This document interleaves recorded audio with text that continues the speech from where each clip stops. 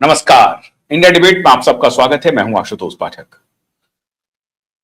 केजरीवाल अपने साथ साथ खुद तो डूबे सनम, हमको भी लेके डूब गए। अब ये 22 साथी उनके कह रहे हैं कि साहब इनके चक्कर में इन्होंने डुबा दिया। अब इनकी शातिरी इनके दोस्तों पर जान का जंजाल बन गया है। कुछ दोस्त चाहते थे कि साहब इन बछड़ों में ना पड़ें और जो कानूनी प्रक्रिया है उसको कानूनी तरीके से लड़ा जाए, लेकिन इन्होंने सभी को समझाया कि नहीं, अगर ऐसे लड़ेंगे तब भी जेल जाएंगे, ऐसे लड़ेंगे तब भी जेल जाएंगे, तो ऐसे न लड़के ऐसे लड़ो। और ऐसे ऐसे में कंफ्यूज कर दिया अपने सभी साथी को। मामला चल रहा था, सीबीआई ईडी दोनों अपना काम कर रही थी।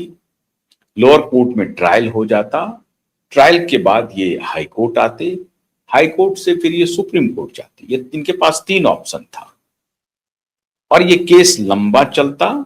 इनको अभी बेल मिल गया था, बेल के बाद ये ट्रायल में रहते, लेकिन शातिरपना ने, झूठ ने, कहते हैं ना कि जब नियति आपके खिलाफ होती है तो आपकी नीयत खराब हो जाती है, और जब आपकी नीयत खराब होती है तो सबसे पहले आपकी विवेक का हरण हो जाता है।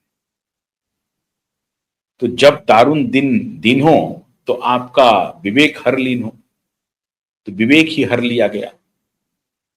लेकिन विवेक तो हर लिया गया एक का, लेकिन एक के चक्कर में बाकी 21 नप गए। और अब सुप्रीम कोर्ट का अलग डंडा चलेगा। कंटेम्प्ट का नोटिस अलग है, नोटिस का रिप्लाई 4 सप्ताह में करना है। मैंने क्यों कहा सुप्रीम कोर्ट का डंडा अलग चलेगा? इसलिए क्योंकि अगर आपने एफिडेविट में कोई गलत जानकारी दी, गलत सबूत दिया, गलत गवाह प्रस्तुत किया, तो उसकी सजा अलग से होगी। और इस पर सुप्रीम कोर्ट ने अभी कुछ दिन पहले ही वर्डिक्ट दिया है। और कई ऐसे उदाहरण हैं, सुप्रीम कोर्ट के आदेश हैं, केस लॉ बना हुआ है कि झूठे गवाह, झूठी कोई रिपोर्ट, झूठे साक्ष्य अगर आप पेश करते हैं तो आप इसका मतलब कानून को अपने हाथ में लेते हैं और कानून का मखौल उड़ाते हैं।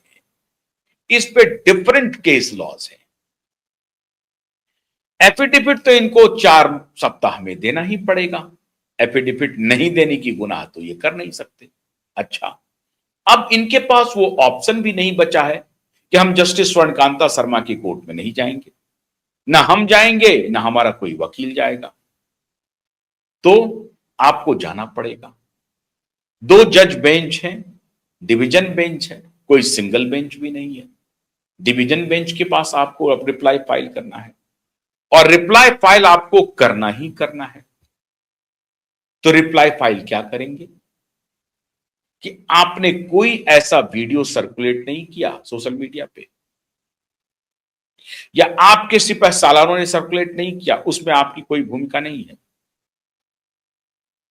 क्या आपके मित्रों ने वीडियो नहीं बनाया, वीडियो बना करके यह नहीं कहा कि जस्टिस स्वर्णकांता शर्मा जी, रेखा गुप्ता के भी खिलाफ सुओ मोटो लीजिए? यह आपने नहीं कहा।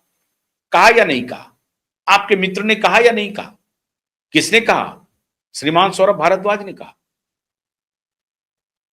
कि माननीय जज से मैं आग्रह करूंगा कि आप रेखा गुप्ता के खिलाफ भी कंटेम्प्ट कीजिए। क्यों कीजिए? क्योंकि रेखा गुप्ता ने यह कहा है कि अरविंद केजरीवाल को जो बरी किया गया है निचली अदालत से, वो सेटिंग के जरिए हुआ है, और यह जो है कोर्ट की अवमानना है।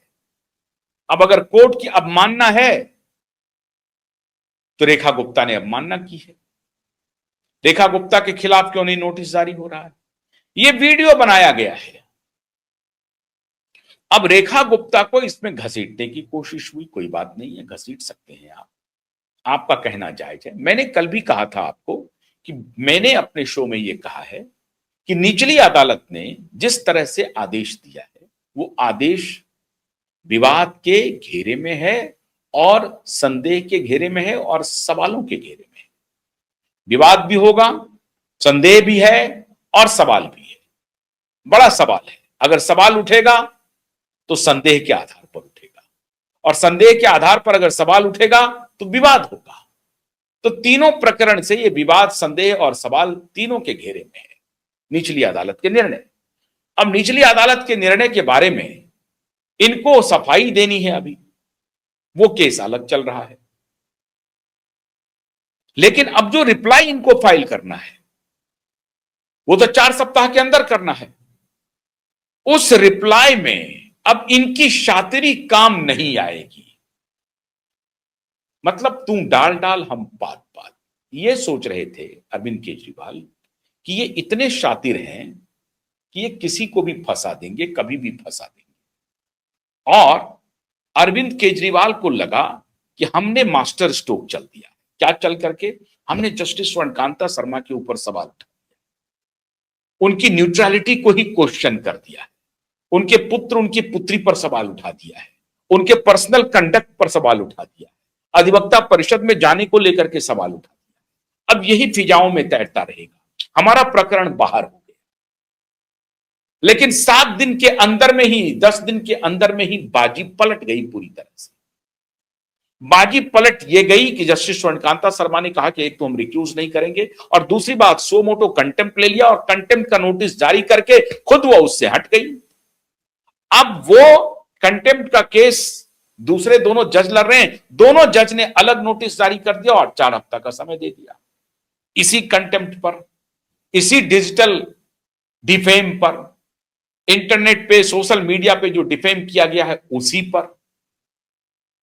अब इनको रिप्लाई फाइल करना ही पड़ेगा, कोई चारा नहीं बचा है। तो बाकी साथी इनसे पूछ रहे हैं, अरे केजरीवाल जी, आपने तो हमको सबको फंसा दिया, आप जवाब देंगे, मनीष जी जवाब देंगे, सौरभ भारद्वाज देंगे, और बाकी जो लोग हैं वो भी चूंकि अपियर नहीं हुए थे स्वर्णकांता शर्मा की अदालत में, 22 के 22 ने विद्रोह कर दिया, बगावत कर दिया। हर एक इंडिविजुअल वहां एक लीगल एंटिटी है, हर एक इंडिविजुअल। सौरभ भारद्वाज अलग एंटिटी है, केजरीवाल अलग एंटिटी है, मनीष सिसोदिया अलग है, बाकी जो उनके साथी हैं वो अलग हैं। हर को अलग अलग अपना फाइल करना है, अलग अलग मुकदमा पेश करना है, अलग अलग अपना तर्क पेश करना है अदालत में अपने बचाव के लिए। ऐसा नहीं हो सकता है कि मनीष जी तर्क पेश कर रहे हैं केजरीवाल के लिए और केजरीवाल जी तर्क पेश कर रहे हैं सौरभ भारद्वाज के लिए। अब इधर संजय सिंह और अरविंद केजरीवाल ये और भी बुरे फंसने वाले हैं, क्योंकि संजय सिंह ने तो अलग तरीके से वीसीएस कैंपेन चलाया, प्रेस में आकर के जगह जगह वीडियो में बाइट दे करके तमाम तरह का कैंपेन चलाया। संजय सिंह अलग फंस रहे हैं। तो हर एक जो साथी हैं वो हर एक लीगल एंटिटी हैं, हर एक को अपना जवाब देना है अदालत में। अब हर एक को कुछ सूझ ही नहीं रहा है कि हम जवाब क्या दें, क्योंकि जवाब मांगा जा रहा है सोशल मीडिया पर वीसीएस कैंपेन का। डिफेम करने को लेकर के जो डिजिटल प्रूफ्स हैं, उस प्रूफ्स को कैसे हम डिनाई करेंगे, उसका काट क्या होगा, क्या जवाब देंगे,